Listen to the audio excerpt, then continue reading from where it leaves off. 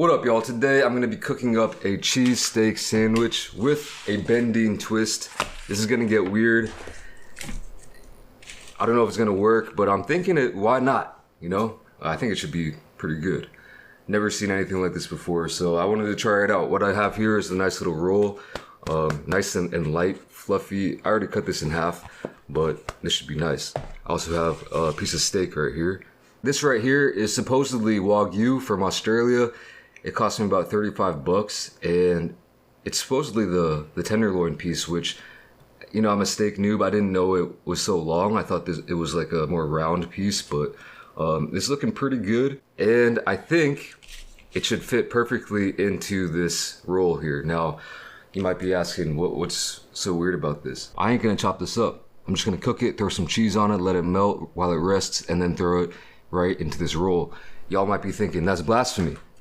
And I guess so. I mean, you might just call it a steak sandwich, but I got this white American over here that I'm gonna throw on, and I don't know. I mean, this is like a legit cheese steak sandwich. You got a steak and you got cheese.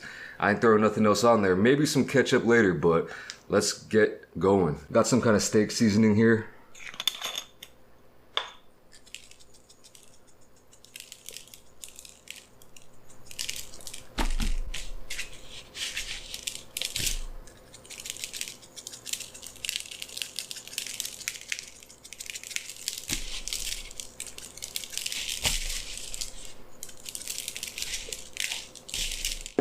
I got a pan heating up behind me. There's an extractor fan over there, so that's why I'm gonna do it over there, because this is gonna get hot.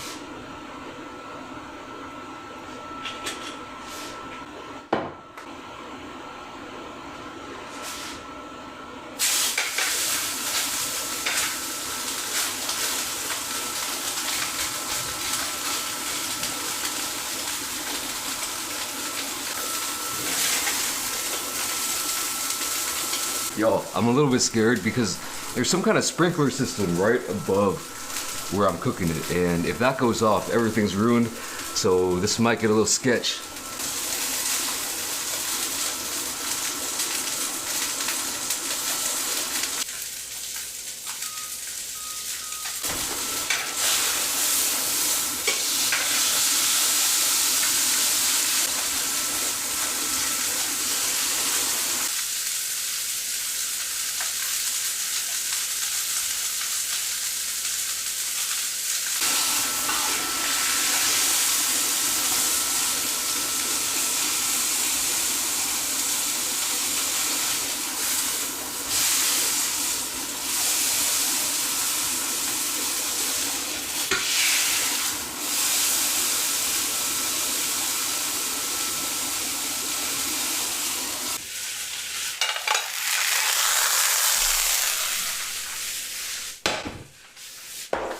Alright, this is where it's gonna get interesting. What I'm gonna do, you know, you gotta let a steak rest. I don't know how done this is, but I'm gonna guess it's, I feel like it might be a medium. I'm gonna put 5 pieces of this white American down. I probably should have given you a better view of the finished steak, because you're not really gonna see it after I put this cheese down. So I'm gonna hope this melts, and to help that, I'm gonna use this little foil thing. Yeah. And let this sit for about 5-10 minutes, and I'll be back. It's been about 5 minutes, and let's see what we're working with. The cheese, it's got a decent amount of melt to it, but not as much as I'm looking for.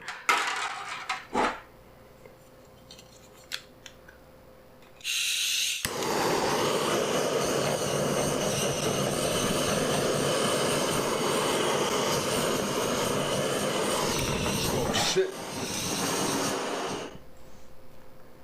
You know, I'm gonna call it good. I'm gonna say that's good enough. Let's put this in the bun. Pretty much a perfect fit. You might be saying, hey, where's the onions? Where's the peppers? Don't need them. This right here, my friends, is good enough for me. I'm gonna cut this in half, something I wouldn't usually do, but I'm gonna do 1/2 no sauce and 1/2 with some ketchup, maybe some mustard mayo. I don't know.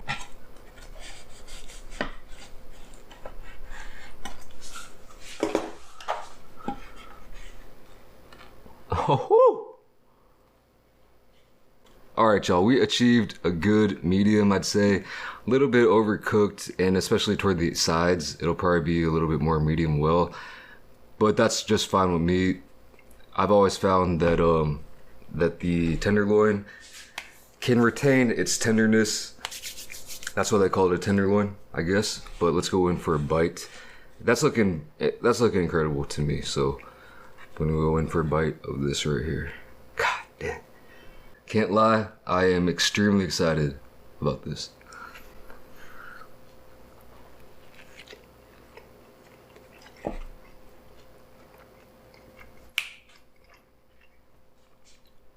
Gone.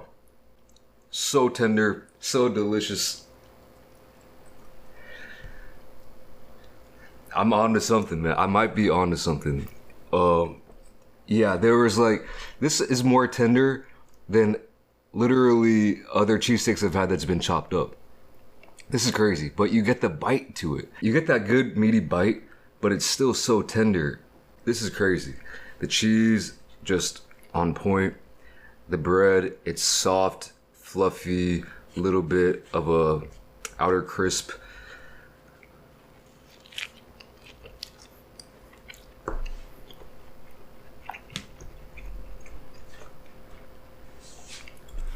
I want to chew it more, but I just can't. It just dissolves. I'm not gonna lie, I cooked this steak pretty well. Or maybe it was just a good piece of meat. I don't know.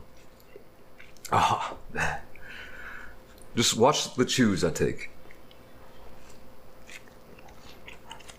That's a big bite.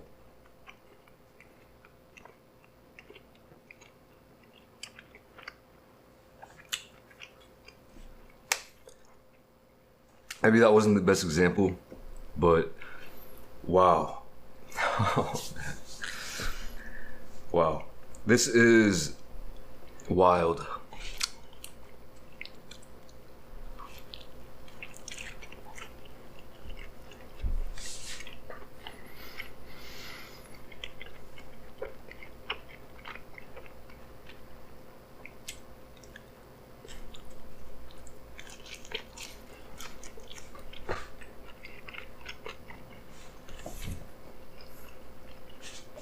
Perfect amount of seasoning on that steak as well.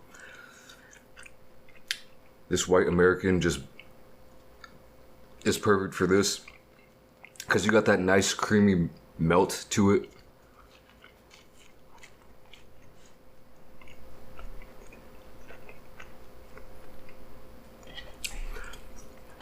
You don't have any overwhelming, or maybe it's not even overwhelming, but the reason I didn't put any other ingredients on it is because I'm lazy. Also, another reason is because I just wanted to taste this meat.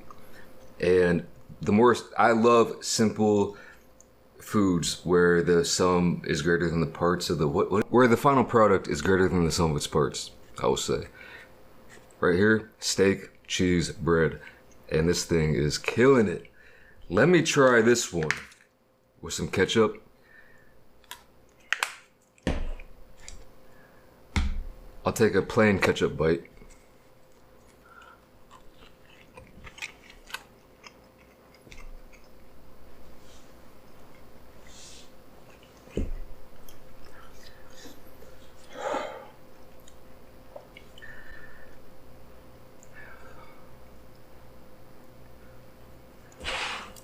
Let me go on with some mayo as well.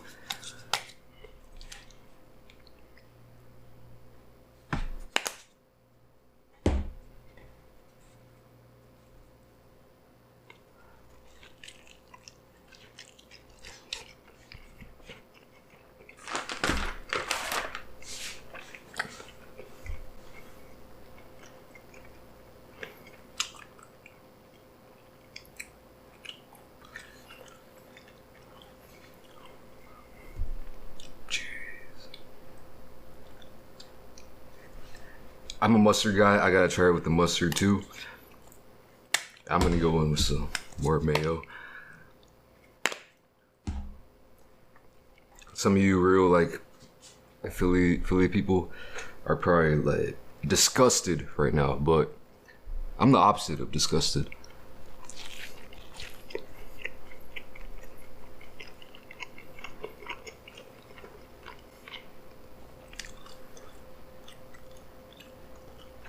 What is the opposite of disgusted? I don't know. But whatever that is, that's what I'm at right now. Oh my God.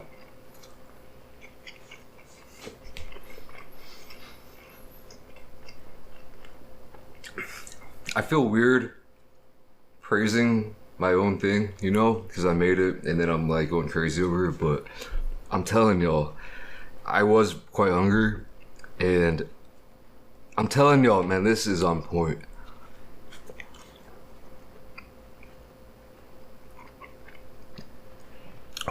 I guess overall it's like a $40 sandwich.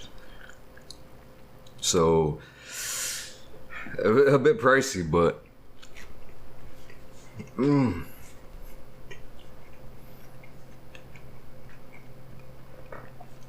but so damn delicious. That's so mighty fine. I can't even really articulate how good that is. Hopefully you could see it by my reactions. 100% authentic. Once I added these extra sauces, which you don't really need because the cheese in itself is kind of like a sauce, you know, it kind of melts down and gets real, not really saucy, but it does the trick. But once you add these, it really does switch it up on the quickness and turns it into almost kind of like a burger vibe, but not really. I guess you just gotta try this for yourself. I would definitely recommend going for the tenderloin. I'm an advocate of the tenderloin, especially with certain foods.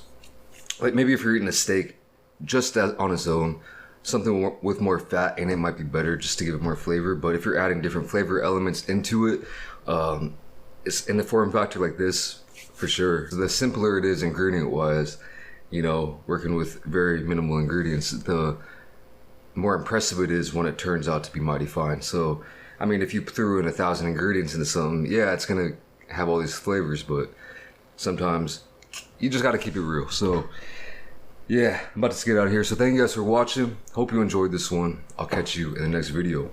Peace.